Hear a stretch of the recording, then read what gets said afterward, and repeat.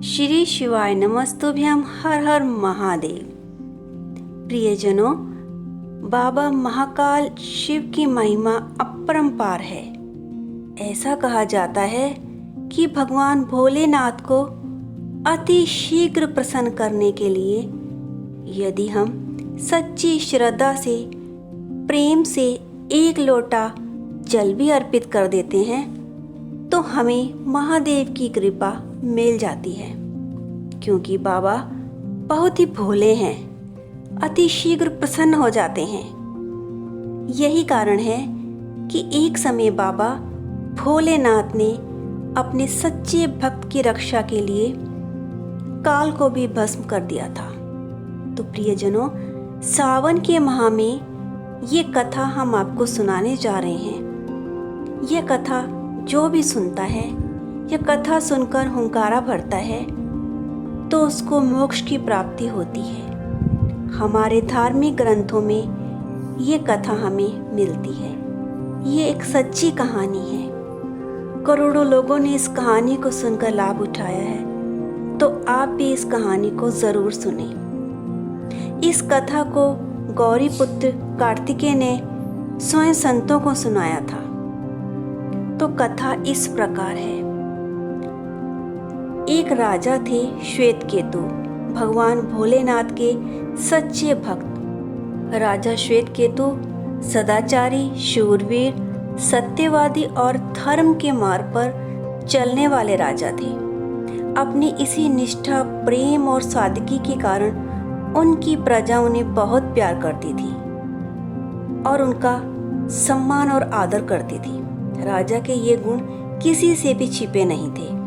राजा श्वेतकेतु नित्य भगवान भोलेनाथ की पूजा आराधना किया करते थे। इसी कारण भगवान भोलेनाथ राजा श्वेतकेतु से अत्यधिक प्रसन्न रहते थे और राजा श्वेतकेतु के नगर में दुख, दरिद्रता, महामारी, अकाल मृत्यु का नामो निशान नहीं था।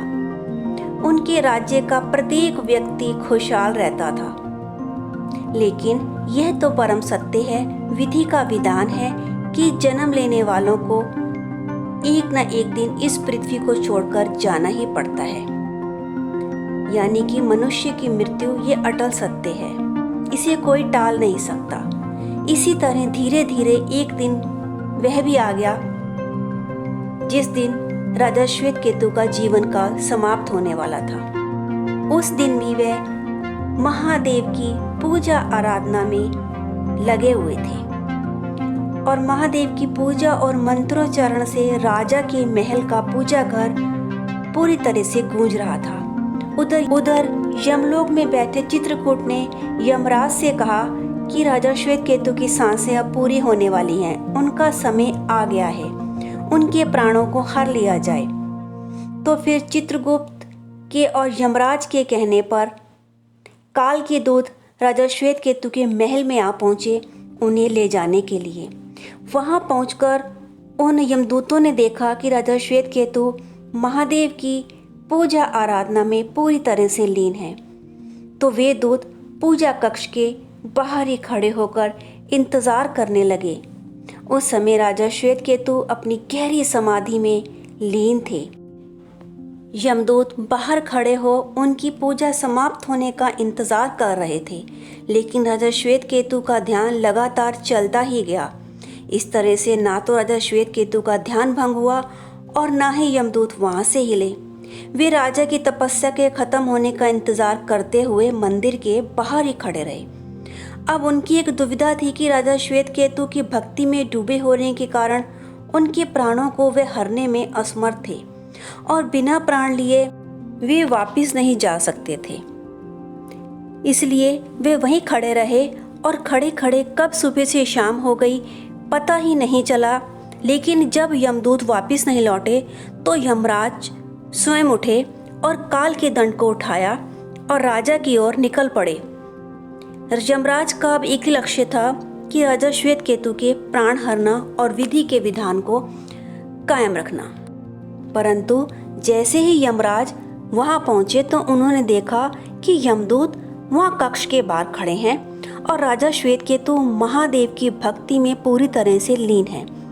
ये देखकर यमराज भी गहरी सोच में पड़ गए कि अब क्या किया जाए, क्योंकि नियमानुसार जो भी मनुष्य महादेव की पूजा में लीन रहता है उनके प्राणों को हरना भक्ति के नियमों के खिलाफ है। अब यमराज भी वहीं पूजा कक्ष के बाहर खड़े हो गए। लेकिन जैसे ही ये बात काल को पता चली तो वह एकाएक अपनी बड़ी सी तलवार लेकर राजा श्वेतकेतु के महल में पहुंच गया और सीधे पूजा कक्ष में जा घुसा, जहां राजा श्वेतकेतु महादेव की पूजा में पूरी तरह से लीन थे। उसने देखा कि राजा श्वेतकेतु लगातार ओम नमः शिवाय का जाप कर रहे हैं और शिवलिंग के समक्ष हाथ जोड़े बैठे हैं।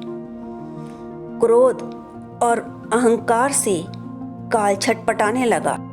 उसे लगा कि अब तो विधि का विधान टूट ही जाएगा। ऐसा उसने सोचा और एकाएक तलवार उठाकर राजा के सिर पर प्रहार करने लगा।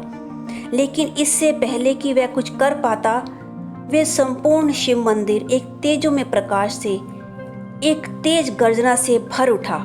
ऐसा लगा कि मानो धरती फट जाएगी। धरती ऐसे कपकपा रही थी मानो भूकंपों ने धरती को झंझोड़ दिया हो। फिर देखते ही देखते भगवान शिव का त्रिनेत्र खुला और उसमें से एक अत्यंत ज्वलंत ज्वाला निकली, जिसने काल को उसी वक्त जलाकर भस्म कर दिया। इस भयानक दृश्य को देखकर यमदूत और यमराज थरथर कांपने लगे, क्योंकि दुनिया को डराने वाले काल को स्वयं बाबा महाकाल ने निगल लिया था। कुछ समय बाद जब राजा श्वेतकेतु का ध्यान टूटा तो उन्होंने अपने सामने लगे हुए राख के ढेर को देखा तो उन्हें आशंका हुई कि ये कुछ अनहोनी हो गई है और वे सोचने लगे कि ये क्या है, ये क्यों हुआ, ये कौन था। और फिर हाथ जोड़कर राजा श्वेतकेतु ने भगवान शिव से विनती की और पूछा कि हे प्रभु, ये राख किसकी है, यहाँ कैसे आई, यहाँ क्या हुआ, मुझे ज्ञान दीजिए ताकि मैं भी इस सत्य घटना को जान सकूं। तो महादेव ने कहा कि हे राजा श्वेतकेतु, ये काल था जो आपके प्राणों को हरने आया था। जिस पर राजा ने कहा, हे महादेव, काल तो आप ही की आज्ञा को लेकर तीनों लोकों में विचरता है और स्वयं इस चराचर को नियंत्रण में रखता है। इसके न्याय और संतुलन के चलते ही धरती पर मनुष्य भय और दंड के चलते सदैव पुण्य और शुभ कर्मों से जुड़ा रहता है।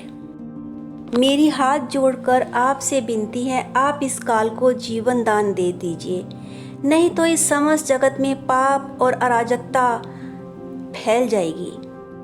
अपने भक्त के ऐसे सुंदर और भक्तिपूर्ण उदारपूर्ण वचन सुनकर महादेव अत्यंत प्रसन्न हुए और उन्होंने एकदम से काल को पुनः जीवित कर दिया। तब काल ने उठकर महादेव को हाथ जोड़ दंडवत प्रणाम किया और राजा श्वेतकेतु को गले लगा लिया।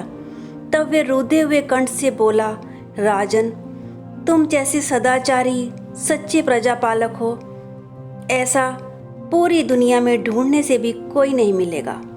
तुम्हारी भक्ति इतनी पवित्र और शक्तिशाली है कि भगवान शंकर ने स्वयं अपने नेत्रों को खोलकर मुझ काल को तुम्हारे लिए भस्म कर दिया।